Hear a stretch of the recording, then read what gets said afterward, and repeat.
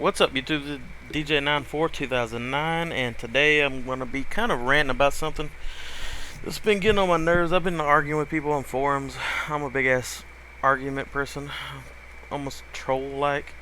Anyways, the thing I want to talk about is the Xbox One. I've been reading up on this thing since the beginning. I started off uh, watching the release, and I was kind of happy because I was like, well, maybe I can get a new console. I can play with my friends and stuff like that.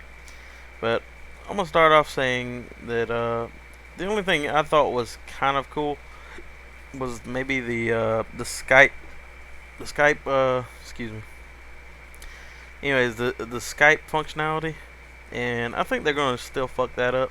I don't think they're gonna I don't think they're going to be as good as normal Skype on PC. I think they're going to either charge something extra or say you can't use it during gameplay or something stupid. I'm hoping it's going to be just like Xbox Live chat or something. Now, I haven't really owned an Xbox 360 or anything since about a year and a half ago.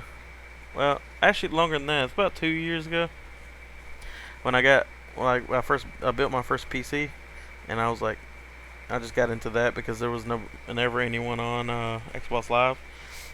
Anyway, let's go ahead and get into this thing. The first thing I want to talk about is like you can't play games unless you connect to the internet once every 24 hours.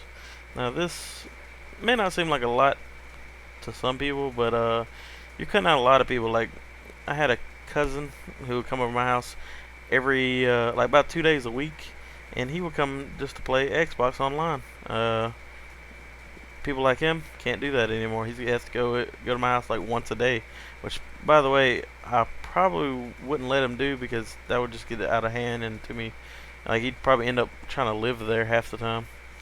And another thing is, people they're in the military, in the army.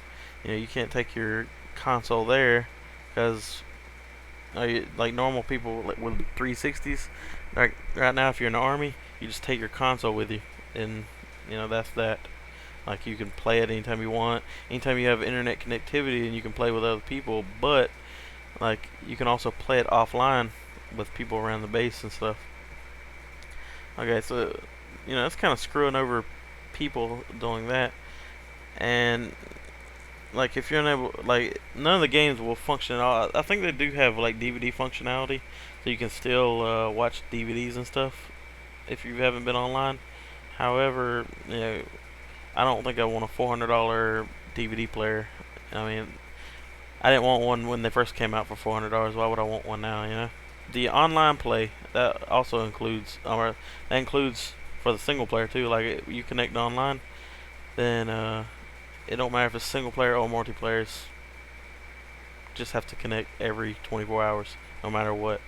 They said it's for DRM, like to prevent you from like stealing content or something, like or people that steal or bootleg games. Then it's supposed to stop them. But I mean that's complete bullshit in my opinion, because people who hack games, people who mod games, people who steal games, they're gonna find a way around this. It don't matter. So Microsoft can blow as much smoke up people's asses as they want. We know it's not DRM because I think modders are gonna have a workaround for the connecting online every 24 hours. I think they'll have a workaround for that within 24 hours. And the whole thing with like not copying games, they'll have a bootleg game within the week probably, and then probably within the year they'll have like their own dashboard or something, like they did with the 360, like they did with the Xbox One, like they did with the PS3, PSP, PSP Vita. It doesn't matter. They'll have workarounds for all that shit. They do that all the time. That's their main goal, is to get past the man. Anyways, my next topic is gonna be one thing you can't do is disconnecting the Kinect sensor, and they did say you can cut that off.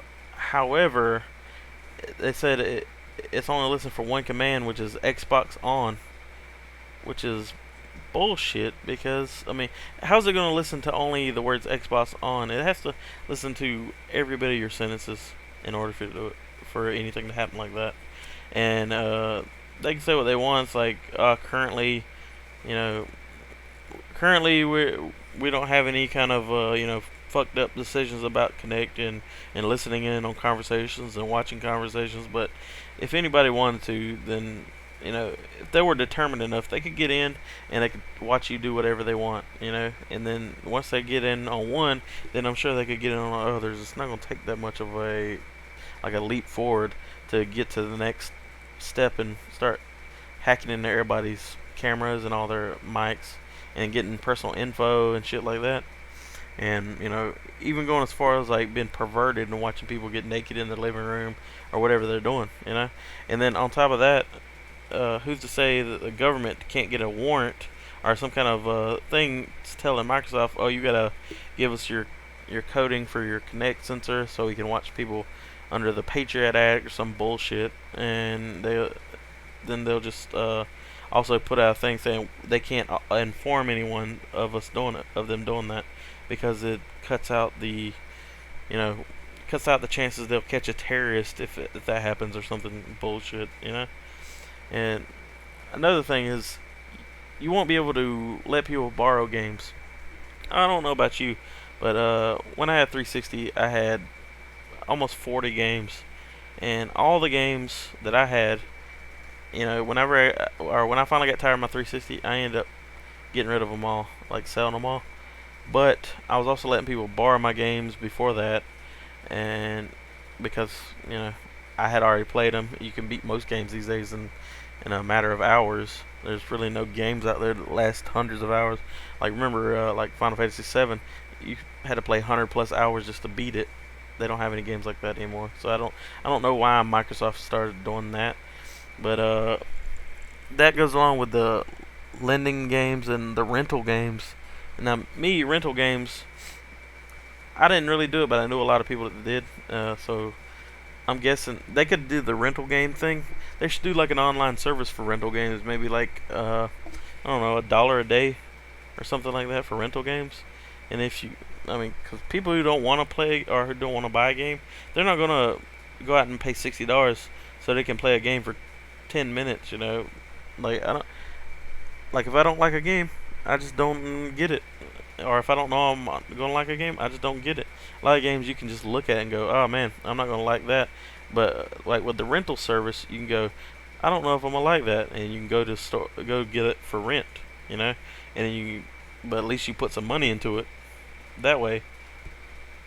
But the whole lending and renting games and the trading games, it's not really that bad. However, like mostly because on Steam you can't really do that anyways. You can gift games, I think as long as you haven't played them or something. But you can't do that stuff anyways with stuff like Steam. But the pre-approved online retail or pre-approved retailer thing is like that's the only people you can trade or lend or give away games to, like sell games to, like pre-approved retailers. So that means people like GameStop. I don't think they're gonna last too much longer after that comes out. Because GameStop was barely floating as it was, or it looked like in my town. Because you go in there and they have like games from like the 1960s. Anyways, another thing is like in order to sell, like if you wanted to sell a game, you can sell it once, I think. And if you want to sell it, they have to, like whoever it is has to be on your friend list more than 30 days. And whenever you sell it, it's over. Like you can't, that person can't sell it after he's done. He can't give it away. I think he can do it with like the people on his family list or something. He can have up to 10 people, and they can play it. But other than that, I don't think it's gonna be very good for people to have. It's kind of stupid. And anyways, they'll also have a main hub type thing. It's like connected to your main system. So I guess you sign in on like a you sign in on like a main system or a side system, and you can be disconnected for like 1 hour, and then after that, the like if you're disconnected for more than 1 hour, which if you know games, you know you can't do anything in 1 hour. Okay, so that's kind of stupid too. But you have to connect to that main hub every 1 hour, and that main hub has to be connected every 24 hours, which is that's just complete bullshit. It's like them taking over your living room. Like I mean, the other week, if I or like a few weeks ago, I didn't have internet, and I didn't have it for about 3 months, or not 3 months, but about 3 weeks. And the entire time, I played Steam games. I played the offline mode on Steam, and I enjoyed myself. I got to play through single players. I was like, I was waiting on my internet. It was right after I moved, and they didn't get everything connected. Anyways, I ended up like playing nothing but Steam games the whole entire time, and because I have like 111 games or some shit, and I was just like playing those the whole time.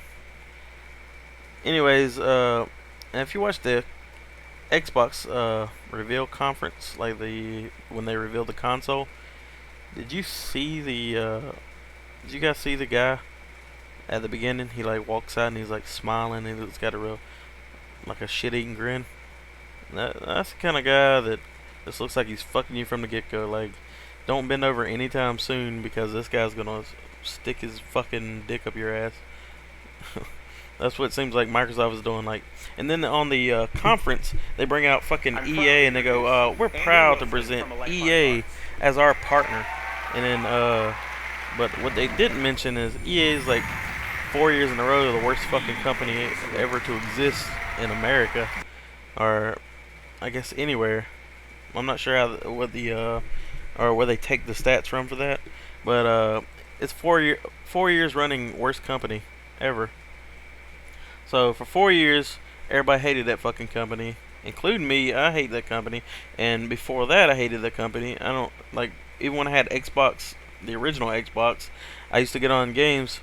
You pre-order a game, you get it even like a day before it comes out. Sit down to play with my friends, get online. And it goes, the EA servers are currently down. I'm like, oh wow, big fucking surprise. EA servers are down again.